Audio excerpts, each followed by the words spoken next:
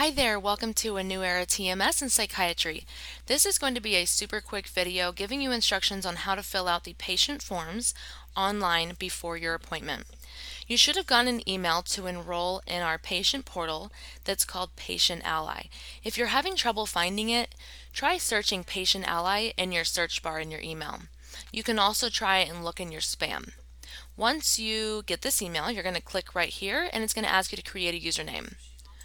Once logged in, this is going to be your home page.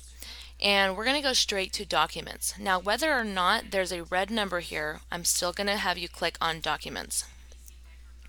This is where it gets a little bit tricky because it does say you have no documents, but if you select right here on the drop down, New Intake Forms, this is where all the new patient paperwork is going to be.